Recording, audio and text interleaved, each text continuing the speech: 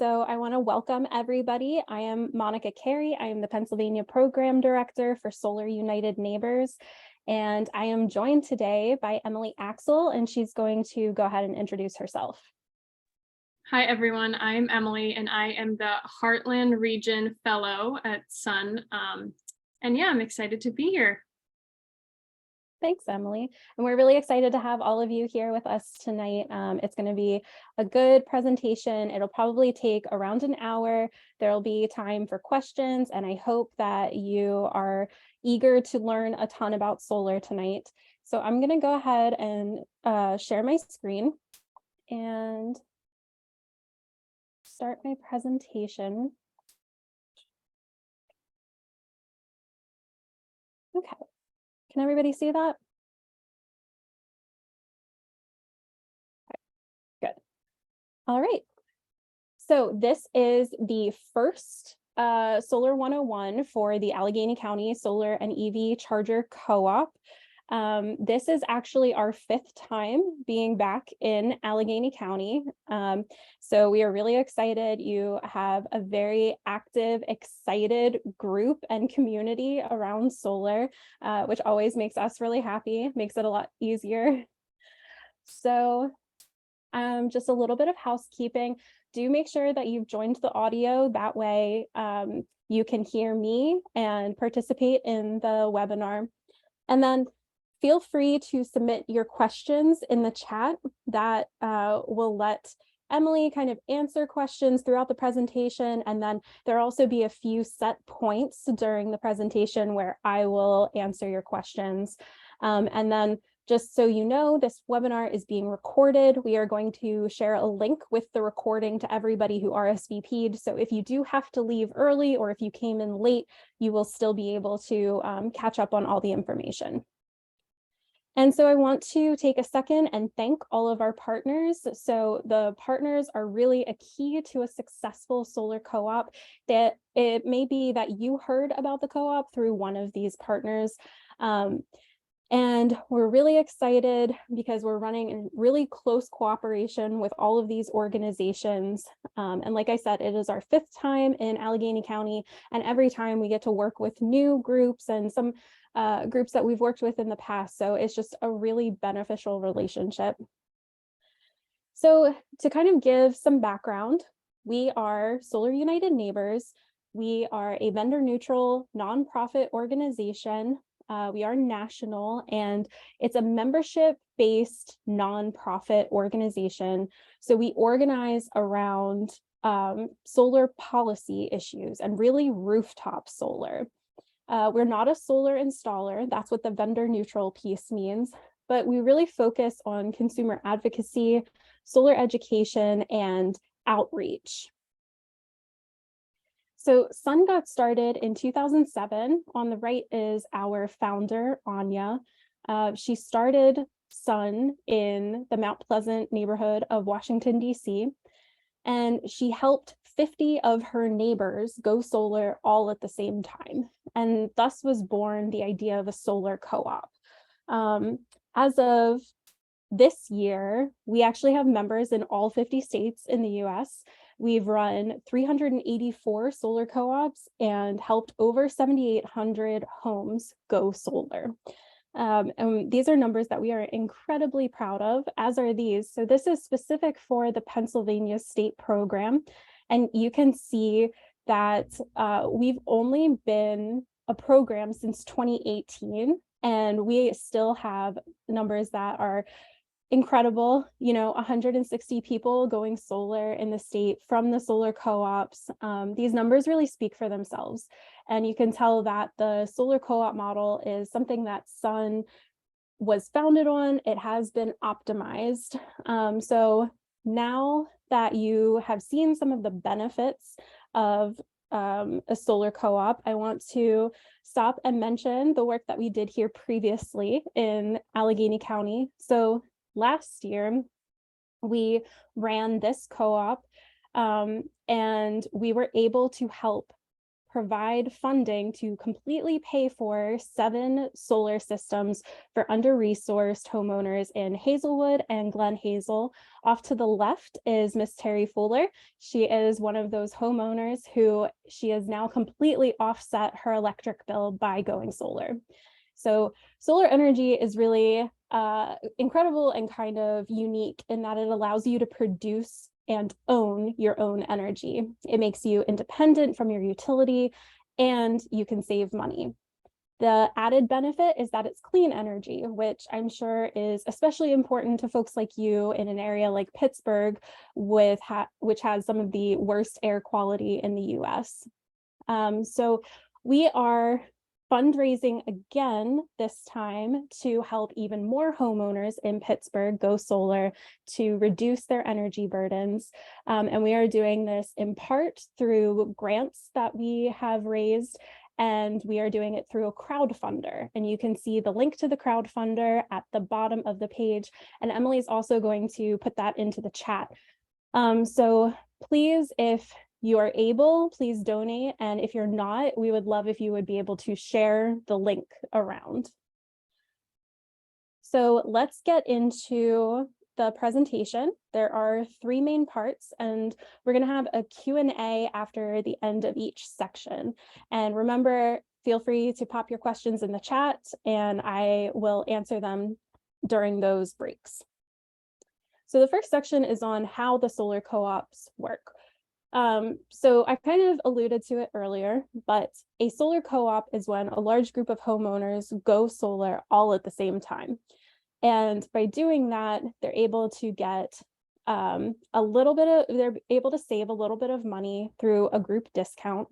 But they also are going to get a lot of support from Solar United Neighbors. We're going to answer all of those questions that you might have about your contract language, about the solar technology, about warranties, any other questions like that. And we can also liaise with the solar installer for you.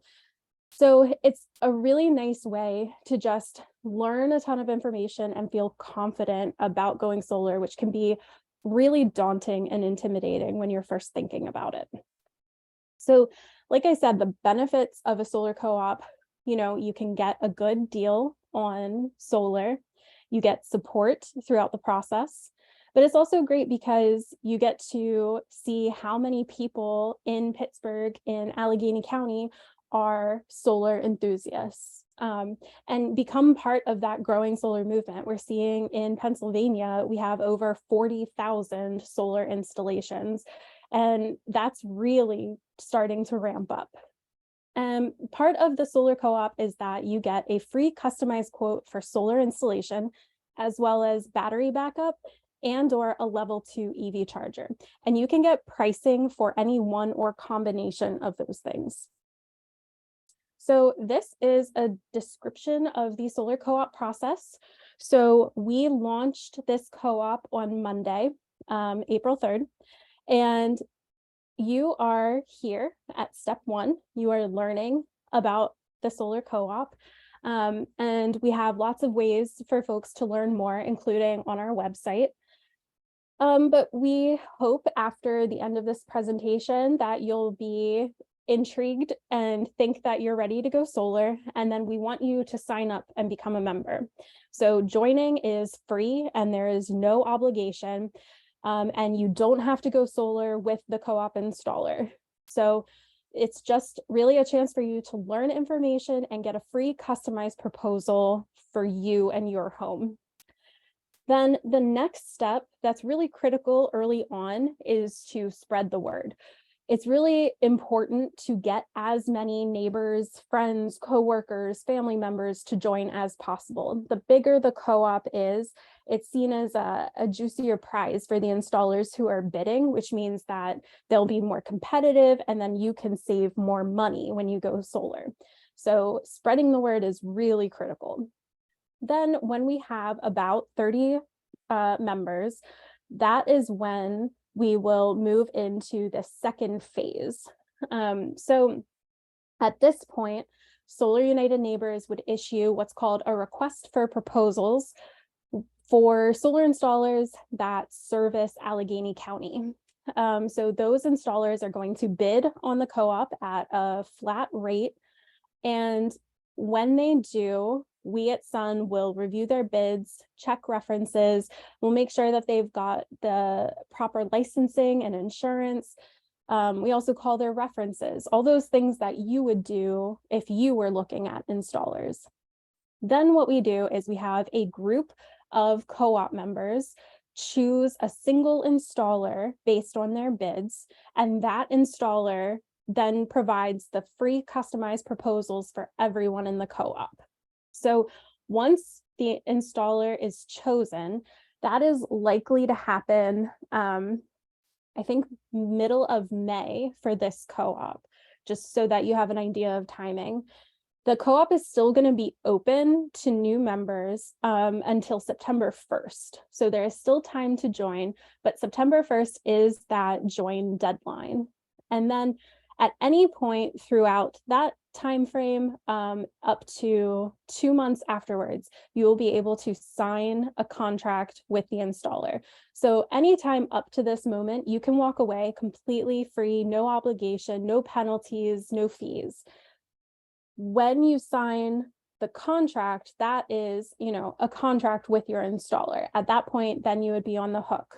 And let's see.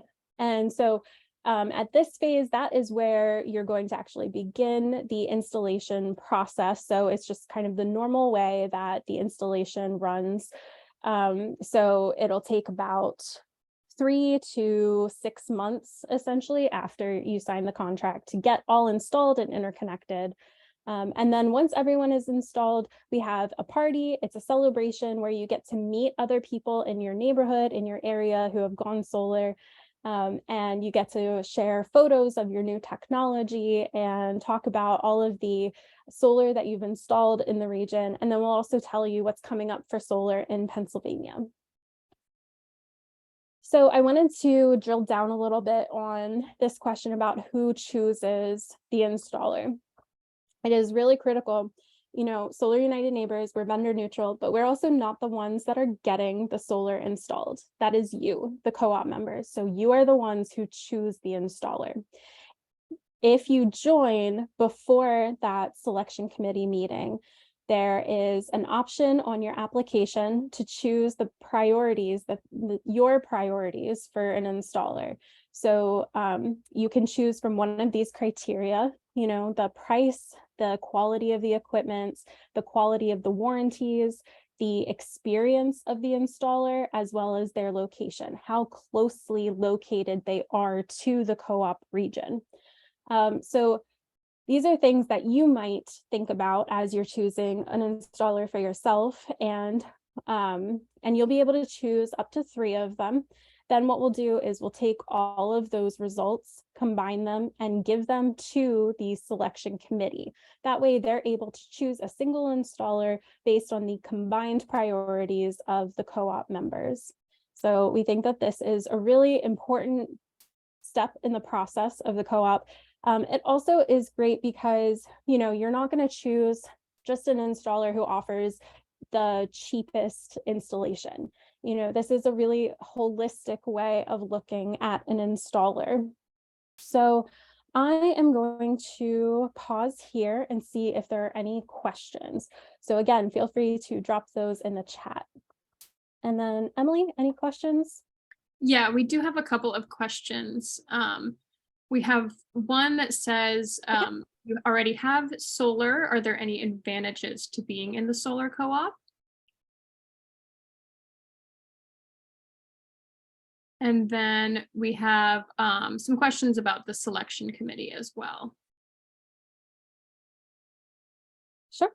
Okay, so that first question, for those of us who already have installed solar, are there advantages to being in a solar co-op? So the question is if you're thinking about going solar or not.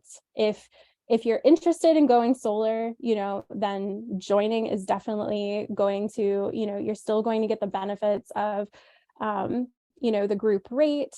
You'll also be able to get education and from Sun. We also provide, consumer advocacy support throughout that process. The thing about going through the co-op is that you get a package of costs associated with solar kind of right up front. So that way there aren't any surprises later on if you need like drywall work done for an EV charger, or if you need electrical panel upgrades, things like that, maybe aren't the main focus of your proposal, but they come up later on. You'll at least know what they could potentially cost. And so that's a really great benefit, so that there aren't any surprises later on. And then the other benefit is if you already have solar and you're thinking about adding battery backup or adding a level 2 EV charger, then you can definitely still join and get pricing for those as well. Okay, and so the next question's about the co-op. So the question is there a cap to the number of members? So there is not right now. So right now our goal is 200 co-op members, and that's because last year when we ran this co-op, we had 200 co-op members. What we are going to do is when the installer is selected, we're going to ask them what their capacity is, because we don't want to overwhelm them. That just means that you get worse service. So as of right now, our goal is 200 and there is no maximum, but depending on the capacity of the installer, that may change at a later date. And we will definitely, you'll receive an email from us if that happens. And there is no limit to the number of members that can join the selection committee meeting. It's your availability and your willingness to join. So I hope I answered those questions. Are only residential buildings eligible, or could a commercial building, school, or municipal building join? So the co-op is open to residential homes, small businesses, and nonprofits. Generally, though, I will say that it's the scale of the installation that determines the costs associated with going solar. If you have a really big project, like really big, like a farm you're going to fill, or maybe an entire university you want to power with solar, at that point, you're probably better going on your own. You'll be able to get a better rate.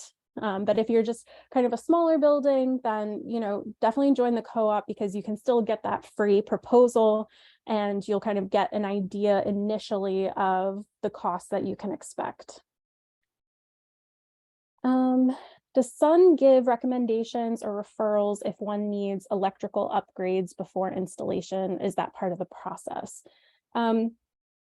So we will not give recommendations or referrals if you need electrical upgrades, only because that is generally part of the process. It's as the installer is kind of doing the site visit, and they're going to look at your roof, but they're also going to look at your electric panel.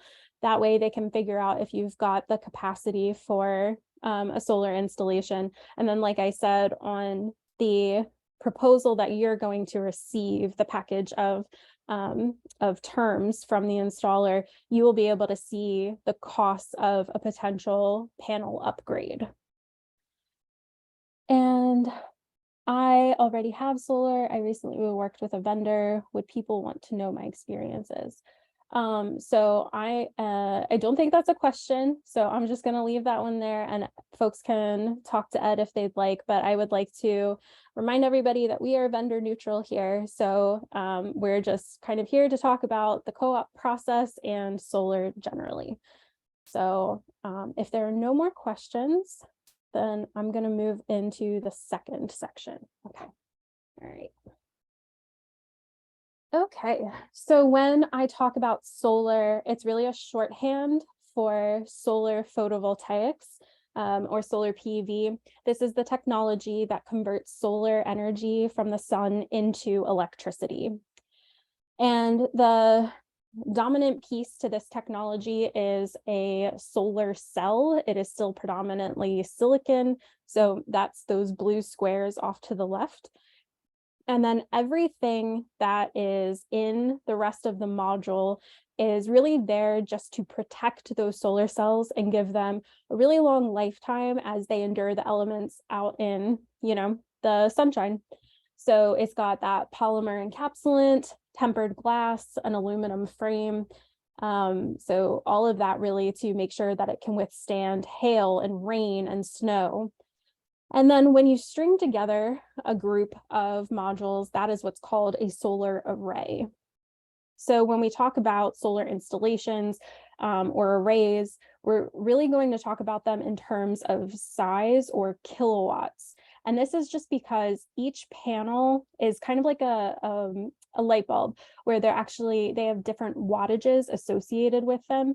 So for example, at the bottom, we have 12 350 watt panels. So the size of the array is 4.2 kilowatts or 4.2 times 1,000 watts. And just for reference, the average size residential system in Pennsylvania is somewhere between 4 and 15 kilowatts. And you can really size your system based on a lot of different factors, your budget, the energy usage of your home per year. And then the other question is, do you want to cover 100% of your consumption? Because you could also just as easily cover 50%, for example. And then, so kilowatt is a measure of power. It's instantaneous. But if you extend that over time, you have a kilowatt hour. That is the energy that you're producing. And that's a unit that you're probably used to seeing on your bill. And so now we're going to talk about actually attaching the solar to your roof. So in this case, this is a pitched asphalt shingle roof. So this is still most common in Pennsylvania. And so in these cases, the installers are going to drill a hole right down to your rafters to make sure it's a really secure connection. And then around those holes, they're going to use a silicone sealant. And then there's also these metal plates. So that's called flashing. And they do all of this just to make sure that the penetration point is really secure and that there is no way that there's going to be any leaks. But if you have a standing seam metal roof, those are really nice because you can actually clamp the solar panels to the standing seams, and then you don't have to drill through the roof. And then you could also, on a flat roof, if you wanted to avoid penetration, just because leaks can be a lot more common on flat roofs with solar, what you can do instead is something called a ballasted system, where it's actually just weighted down. Again, no penetration through the roof, so it's leak proof, which is great. And then in thinking about what makes a roof good for solar, there's really 4 criteria that you want to consider. So the first, we are in the Northern Hemisphere, so you really do want it to be southerly facing. So due south is the best, but you can go anywhere from due west to due south to due east. And then, you want as little shading as possible. You're just going to produce more with more sun, go figure. So they can handle a little bit of shading, from a nearby tree or building, but ideally you would have just a surface that doesn't have any shading at all. And then number 3 is that you want enough contiguous space to mount your panels. So you really want to minimize using a lot of different surfaces or breaking up the arrays either through like chimneys or dormers. Every time you have to break up an array, that's a loss in efficiency. So the standard recommendation is a minimum of 250 square feet contiguous. And then finally, and this is sometimes the hardest, is that you really do want a new undamaged roof. So these asphalt shingle roofs typically last about 30 years. So the idea is you would put up your solar and then you never have to touch it until the end of its lifetime. It's really cost prohibitive for some people to take down their solar to replace their roof, because then you have to put the solar back up. it can be an extra couple of $1,000s. So you do want your roof to be, if you have a shingle roof, you probably want it to be less than 10 years old. If you have a metal roof, that's really good because that has a 50-year lifetime, which means you have a little bit more wiggle room there. Okay, and so if you don't have a roof that's suitable for solar, or if you have the space for it, or you just don't want it to be on your roof, you can also do a ground mounted system. So there are some trade-offs between ground mount and roof mount. The biggest con to ground mount is that it's nearly always more expensive than roof mounted. And that is because they have to pour concrete to hold the structure for the solar. Then they also have to do trenching to bury the power lines so that it can carry the power from the solar panels back to your house. So all of that makes it more expensive, but there are big benefits to a ground mounted system. The first is that you can pitch and orient your solar panels so that they are perfectly situated to collect as much solar as you're going to get. So that's really fantastic. The other piece of it is that you can see all of this airflow around the solar panels. Well, that makes them operate at cooler temperatures, which actually makes them more efficient. So, definitely some pros and cons between ground mount and roof mount. So when you join the co-op, if you're thinking about a ground mount, or if, for example, you have two structures on your property, maybe a house and a barn or a garage, something that's separate, what you'll do is we'll have a map, and you're actually going to put a pin in the location where you would like for us to consider the solar. That helps us get a good idea of if it's going to be well suited for solar, and then we can kind of do a remote roof review kind of right up front and give you an idea at the beginning if you're well suited for solar. That way it's not a surprise for you later on. Okay, so the next component is called an inverter. So when your solar panels generate energy from the sun, they produce what's called direct current, but your home uses alternating current. So your inverter is actually going to switch from DC to AC so that your home can use the energy that you're producing. So these are the three main types of inverter situations you might see. The top two are the ones that you are more likely to see on rooftop solar, and the one on the bottom is more typically used for ground mounts and for commercial. The other thing that inverters do is they actually connect to the internet, which is great because that allows you to see in real time on a day-to-day basis how your panels are producing. So if one goes down, you're going to notice it, and then you'll be able to call your installer right away. So it's really powerful, and it's not super important for you to have an opinion about inverters. Most typically installers only offer one, maybe two. So this is really just for you to understand that, they're critical to the success of solar, and an important thing for you to understand contributes to the cost. So now what we're going to do is go through each of those components as they fit together to produce solar energy. So you're thinking about a really bright sunny day, and those panels are going to be drenched in sunshine, and they're going to be producing direct current. And then what they'll do is they'll feed that electricity into the inverter, which is going to switch it over to alternating current. Your solar power or energy is going to feed into the electrical panel, and it's going to go into your general energy mix. There, it's going to go into your home and power anything that you're using at the time. If you have extra that you're generating that maybe you're not using in your home, then all of that extra energy is going to go to your utility meter, which is now going to be bidirectional, and it's going to feed out to the grid. So you can see this is a grid tied system. So this is still the most common effective way of going solar.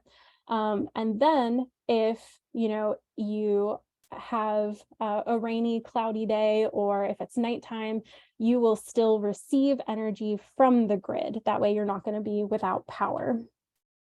So it's helpful here to introduce a concept called net metering. So net metering is a way for your utility to account for and compensate your energy production. So that two-way meter is going to be really critical here. So if you think about in the summer, you're probably going to be overproducing relative to how much how much energy your home actually needs. All of that excess energy that goes out to the grid, your utility is going to compensate you for that excess energy. Every kilowatt hour that you send to the grid, they will pay you at 1-to-1 retail rate. So that is the basis of net metering in Pennsylvania. It is really good. We're very protective of our net metering because it's so good for solar owners. And then the other piece of it, not only are you being compensated for it, but your utility is going to put a credit for those kilowatt hours on your utility bill. And those credits are going to be what pays down your bill. So we're actually going to look at an example bill because this is how you're going to see net metering in real life. So this is a bill from Penelec territory. This is somebody who went solar, and you can see that they have a bill here for February to March. So this is not, the sunniest of months, but essentially what happened is they came into the month already with a bank of 1,135 kilowatt hours. That's what they came into, March with. So over the course of this month, they had 725 kilowatt hours go from the grid into their home, and they sent 718 kilowatt hours to the grid. So that's a net of 7 kilowatt hours that they had to take from the grid. So they spent that down in their bank. You can see they lost those 7 kilowatt hours, and their bank was left at 1,128 kilowatt hours. So I love this example because I think it's really clear what energy is going where and how you're being compensated for it. You can also see the scale of solar in this because of the 1,100 kilowatt hours. And this would be from June to February. And then over the course of 1 month, the loss of 7 kilowatt hours. So at the end, they had a bill that was about $98 that got essentially wiped out, and they were left with just the customer charge of about $10. So I know many of you are going to be in Duquesne Light territory. It is the same. You are going to be compensated at full retail rate in DLC territory. But so this is what we mean when we say that solar pays itself back. The other thing that we would highly recommend you get if you go solar is something called a consumption meter. And this is because, you have that bidirectional meter. It's going to be looking at energy from the grid into your home and energy from your home to the grid. But what it's not accounting for is how much energy you're actually producing. It's also not calculating how much energy you're consuming in your house. You need all 4 of those pieces to have a complete picture of your energy profile. This is also really critical to know if your utility is net metering you properly. So we do think it's really important to add on to your system. Most installers offer it, and it is typically between $200 and $600. And just an example of what it looks like is in blue, you can see the solar production during the day. So starting at about 7:30, ending around 7:30. And then in orange, you can see the energy consumption of the household, it really doesn't start until about 1:30. And so, for these hours, you're going to be consuming the energy that you're producing. After 7:30, you're going to be consuming energy from the grid. But all of these kilowatt hours are really going to be going into the grid and what you're getting compensated for by net metering. So I am going to answer a few frequently asked questions here, and then we're going to pause so that I can answer some of your questions. So one of the questions that we get, something that you really want to be thinking about as you're going solar, is the warranties. So there are 3 warranties that are common for solar. The first is an installer's warranty. So this may be called labor or workmanship warranty. This covers roof penetration, any damage that happens during the installation, leaks. So we have seen anywhere between 1 year and the lifetime of the panel, so 25 years.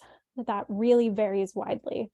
The second type of warranty is a manufacturer's warranty. This comes on the equipment itself. So the solar panels, the inverters, things like that. And that is typically about 10 to 15 years. And essentially it says that if the equipment fails, then you'll get it replaced. And then finally, there is something called a power production warranty. So this is a really good way to compare 2 panels to each other. So it comes from the manufacturer, and it says, this panel that we're giving you, it will degrade in efficiency over time, but we're going to warranty that it will degrade by no more than 1% over or each year for 20 years. The other way you might see it is, relative to day 1, it will have gone down to 80% efficiency after 25 years, something like that. So it's just a really helpful way to compare solar panels to each other. And joining the co-op means that you get that package of plain language that helps you understand those warranties. Okay, the second question is about your homeowner's insurance. So, premiums may raise, but they may lower. It really depends on the situation. Solar does add to the rebuilt value of your home. So, that goes into the calculation for the premium. So you could expect it to raise, but it really shouldn't raise by too much. So if it does, we recommend shopping around, and definitely let your home insurer know that you're going to add solar to your roof. And then there are some insurers, though, that have sustainability initiatives or environmental programs that may actually reduce your premium if you go solar. So just check with them ahead of time so that there are no surprises. Maintenance is a key selling point to solar, and that's just because it is really low key. It's low maintenance. There are no moving parts. If you're on, that pitched roof, you can expect rain and snow to just slide right off. That helps kind of clean it. And washing solar panels, we've seen, doesn't really improve the efficiency all that much, just because they're really like kind of self-cleaning. But we do recommend that you probably have a professional come out and look at your system after about 5-10 years. Your installer can give you the name of somebody who can come do that for you. The other piece is, you'll be monitoring your solar production through your inverters. So you'll catch when issues crop up. And then solar systems do last 25 years. That is how long they are warranted for, the panels themselves. And the payback period in Pennsylvania on solar systems is somewhere between 8 and 12 years. So, this is a long-term investment in your home. So if you're thinking about moving soon, it's probably not the right time for you to go solar. But like I said before, solar does add to the resale value of your home. So you may be able to recoup some of that investment. And that's just because it's this like really cool piece of technology that lowers the cost of living, and people are willing to pay for that. And then, okay, so one of the common misconceptions with solar is that if you have a solar system and it's sunny and there's a power outage, that you will continue to have power. But this is not true. If there is a power outage and you're grid connected, your system will turn off and you will lose power just like everybody else around you. And this is a safety mechanism. It's a law in Pennsylvania. It's because they don't want your system to backfeed energy onto the grid if there are line workers out. So if you want to continue to have power, if you have a lot of power outages, or if you have something like medical equipment that needs to stay powered, then you will have to invest in a battery backup system. And like I said, with the co-op, you can get pricing for a battery system. But let your installer know if batteries are something that you're interested in, because what they can do is design the system so that it's really easy later on to just pop batteries in. That way they don't have to like reconfigure everything and have another electrician out and, just keep adding on to the costs. So, and then with the co-op, you will be the owner of your system. We're hoping that a lot of folks go solar, but everybody's going to be signing their own contract for their own solar system on their own property. So it is your system.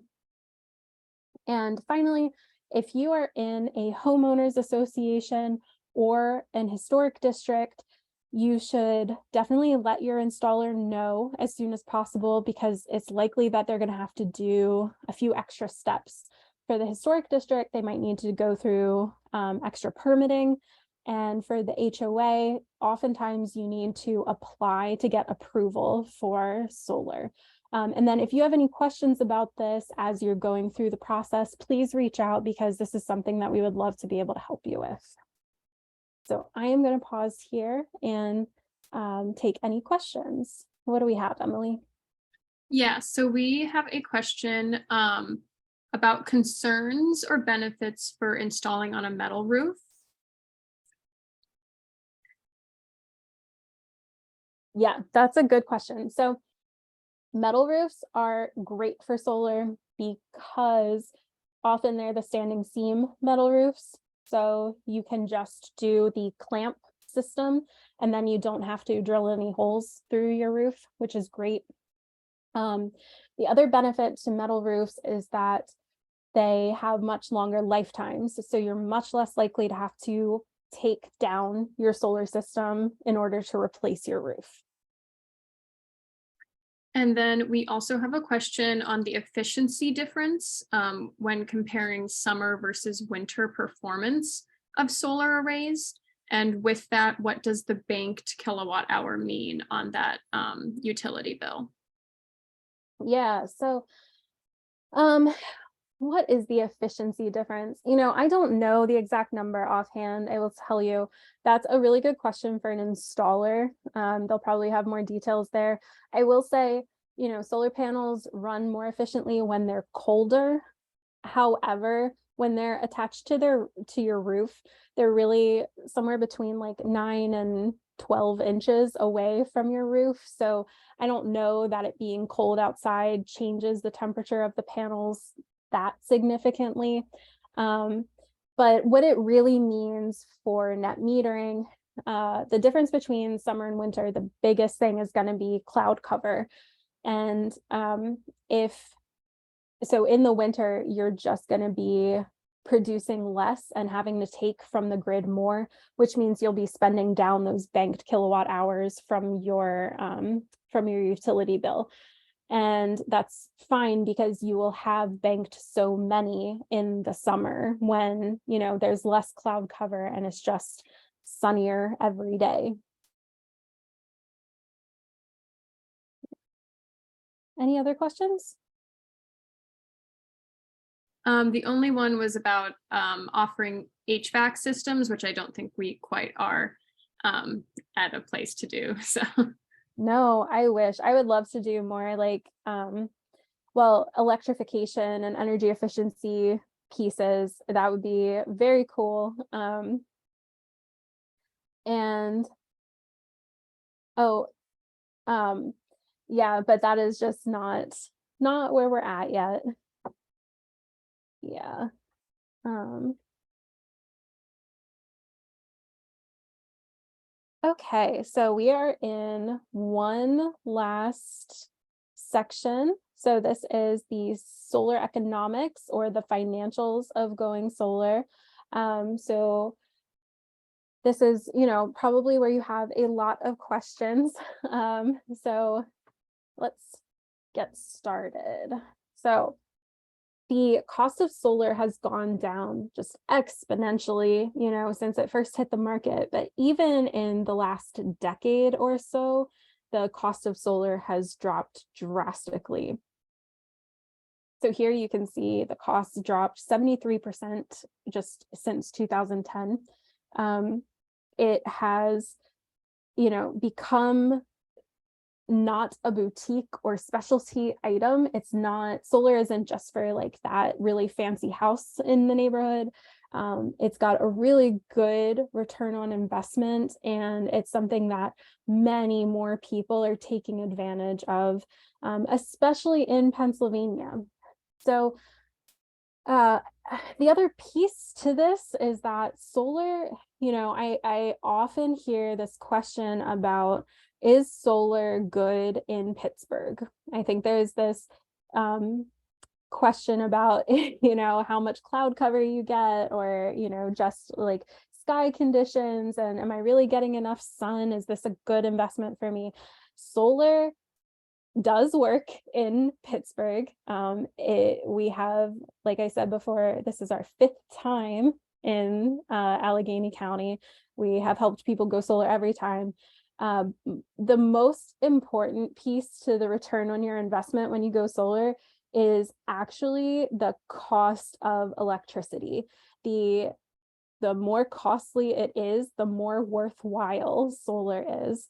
And as you all are aware, electricity rates just skyrocketed last year, which made solar even more valuable. So, people are really choosing to go solar in the context of these ever increasing electricity bills, and this constant question of, are rates going to go up again? And the other nice thing about the co-ops is that they do have this pretty reliable discount. So, we can't guarantee that you're going to save X amount when you go solar with a co-op. And that's because we do not choose the co-op installer, the selection committee does. And most times, the most important thing to the co-op is not just the price. It is often one of those other pieces. But that being said, sun co-ops are on average 10 to 15% less than, the market rate solar for everybody else. And that's nationally. So that really shows the power of bulk purchase. Now, the reason that we see that kind of discount is because of how the cost of solar breaks down. So there are 3 components to the cost of solar. The first is those system components. So that's the physical pieces of solar. It's the solar cells, the arrays, the inverters, wires, frames, all of that. The second piece is the labor costs. And so you can see both of those over the past about 10 years or so have largely remained the same. System components have been dropping steadily, but they've kind of started to level out. But the piece that seems to only keep increasing is soft costs. Now, soft costs are everything else that goes into solar. So this would be things like permitting, applications to your local municipality, or to the utility that you want to interconnect to. But it also includes things from your installer, like marketing and customer acquisition. So When we form a solar co-op, we take this large group of really interested, highly educated homeowners straight to the installer. So they get to skip the marketing and customer acquisition and pass those savings on to you, the co-op members. So here is a table with some example pricing for Pennsylvania solar co-ops. And so what I want to do is actually focus on that rightmost column. That is a 10 kilowatt sized system. That is the average size system that we see in Pennsylvania, but it is helpful to know that these costs and savings are going to scale with the size of your system. So in Pennsylvania, specifically around Allegheny County, the average co-op price is about $2.90 per watt. And that's how we like to talk about the cost of solar is per watt. So the ticket price for that system is going to be about $29,000. Now, if you're able to, you can take the federal tax credit that is for solar. That is 30%. And so you get to take off that 30% of the total cost of going solar. And so your net cost that you're looking at is now around $20,000. So then what you're able to do, as I showed before in the example with the electric bill, is you'll start saving money monthly. Over the course of your first year, you're probably looking at saving around $2,000. That is only going to accumulate. Year over year, you're going to continue to save. Your system's going to be a little bit less efficient, but your utility prices are going to be going up. So you're going to continue to save money. By the end of the lifetime of your solar panels, you will have saved twice what you spent on solar.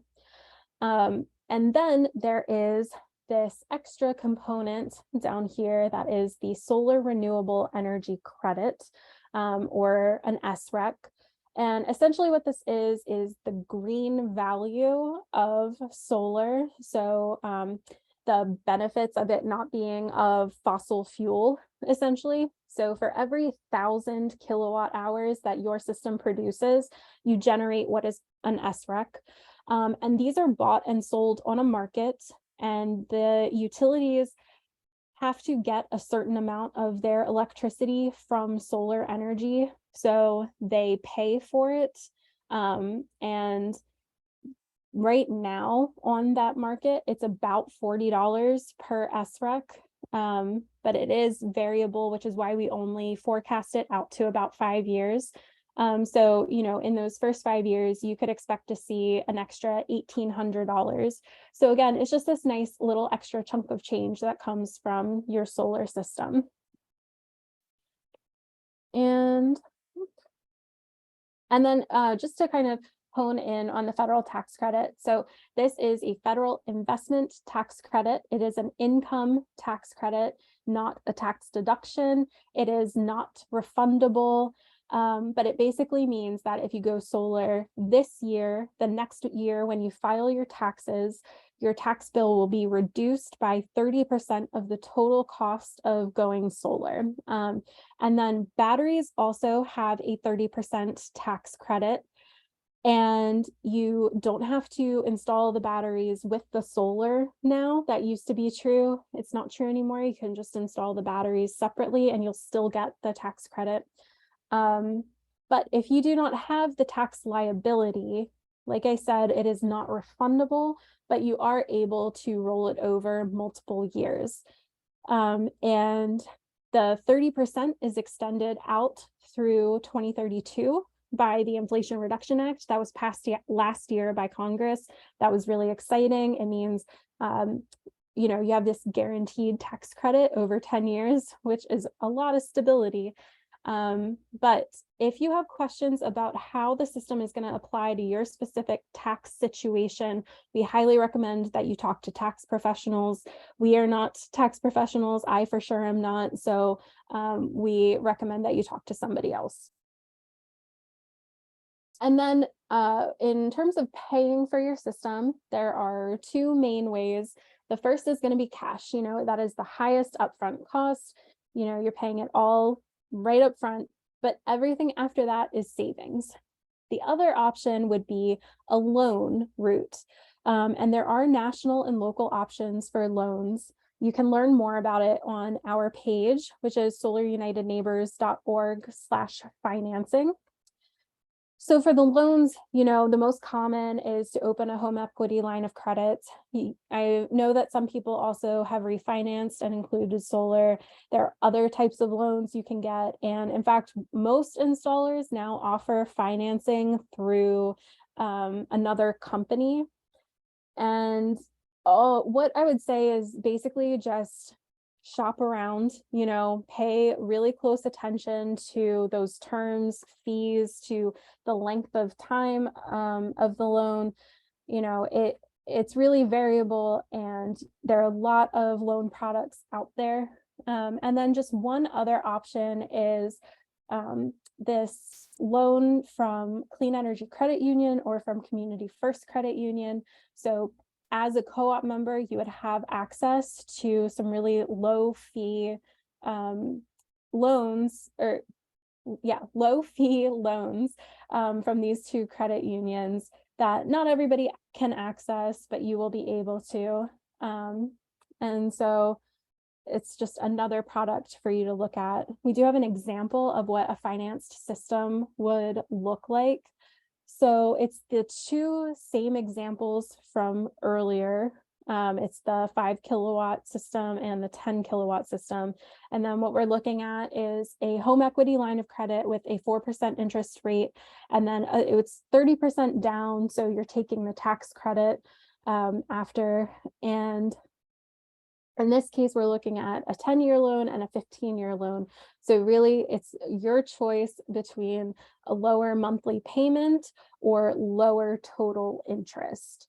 And you can see in the 15-year cases, based on this model, you would actually receive money because you'd be saving more than you're paying in your loan. So not exactly receiving money, you know what I'm saying? But if you look at the final net profit, you'll notice that for each of the systems, it's less than if you were to pay cash. That's always going to be true with a loan. So the loan is really there for if you're not able to do the cash option. And so I hope that this presentation has made you really excited about solar, made you think that now is a good time for you. And if so, then I hope that you will join the co-op.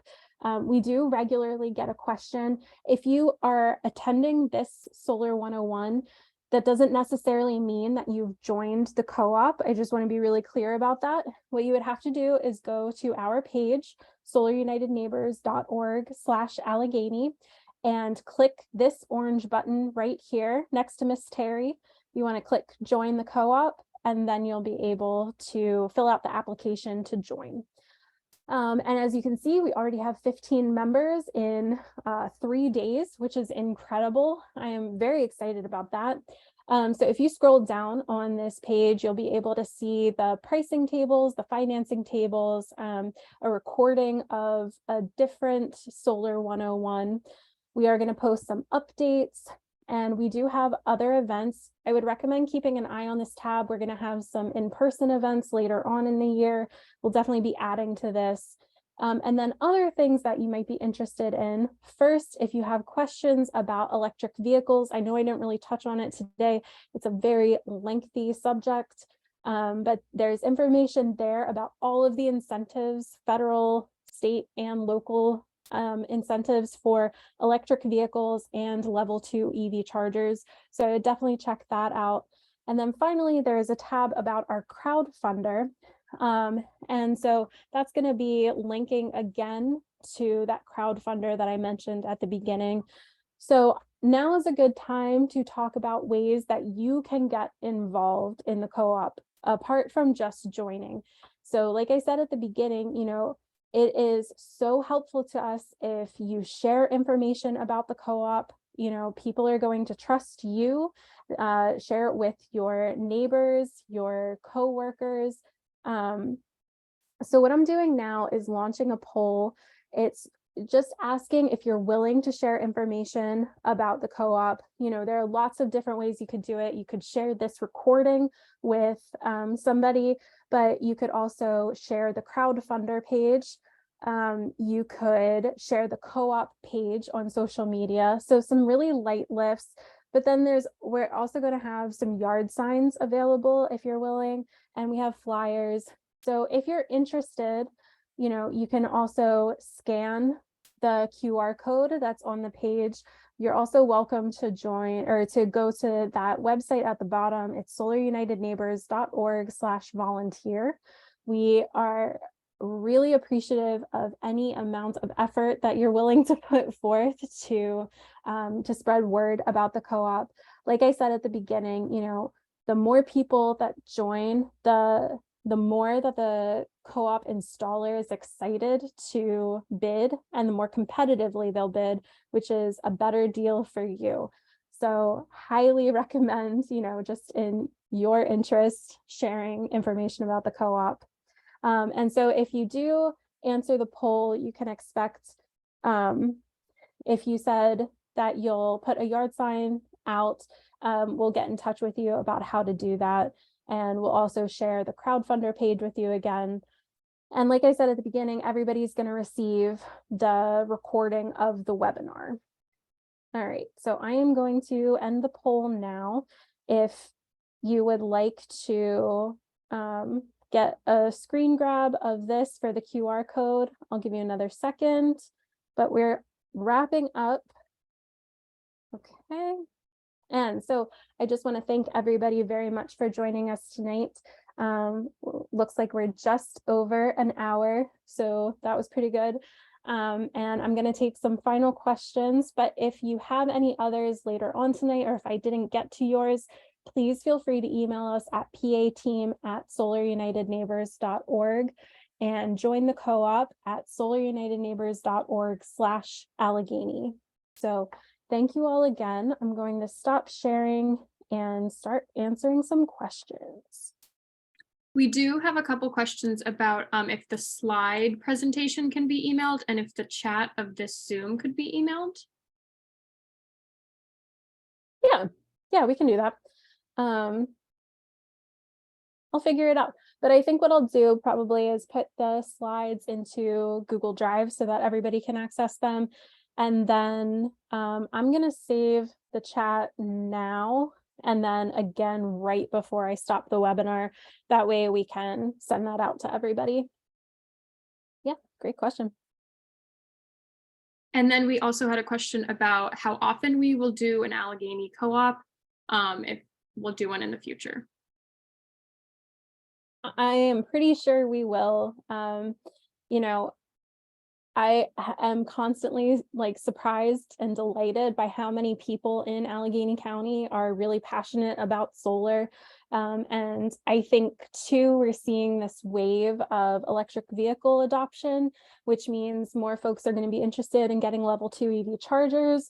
So I do think that we will continue to come back for as long as we have partner organizations that are willing to work with us, and as long as we see interest and a need in solar in the area.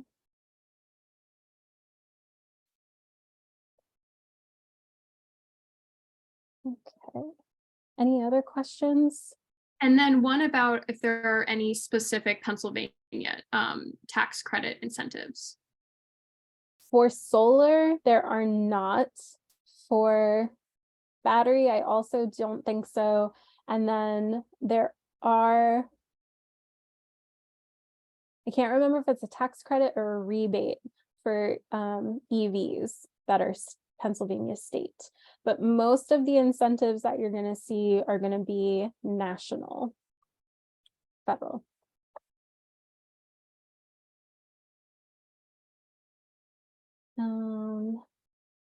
Yep, good point, Daniel, about the financing.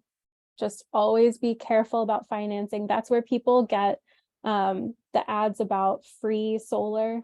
Really, they're just saying, you know, you're not going to put any money down and it's going to be a leased system. So that's actually a really important point.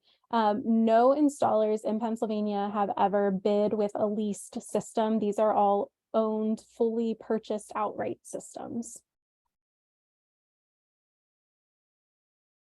And then Matt has a question. Okay,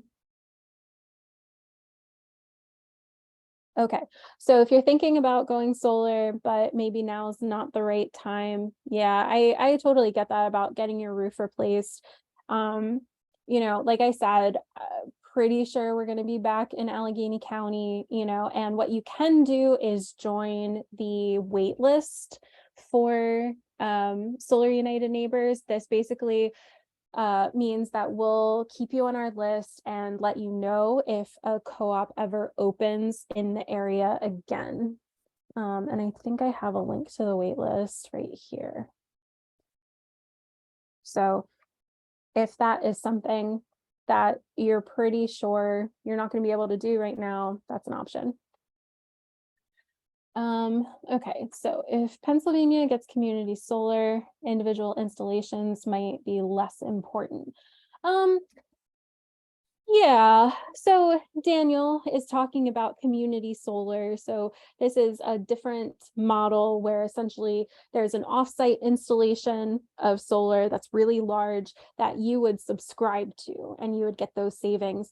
It's really important for people who can't afford solar or don't have the right roof to go solar. But I will say, community solar is not legal currently in Pennsylvania, which is why it is important to talk to your legislator about support for community solar. But we're also seeing from the Inflation Reduction Act, there's more interest in electrification and energy efficiency. So we could see that with electrification, you just need more energy produced on site than you're going to be able to offset with community solar subscription. So for some people, yes, absolutely true.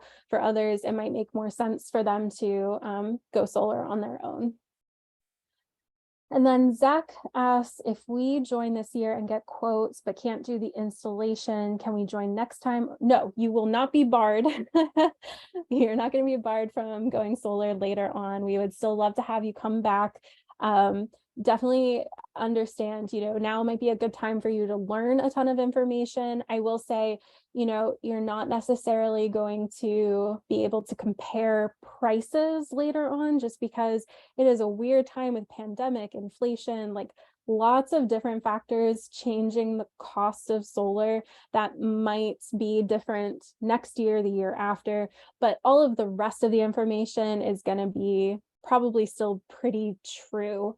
And no, you're not going to be barred, I guess, unless you do something really terrible, but I can't even imagine what that would be. All right, any other questions? I am saving the chat again.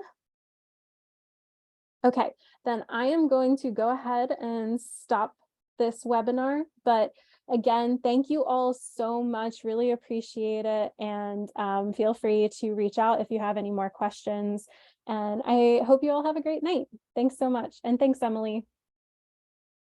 All right, bye.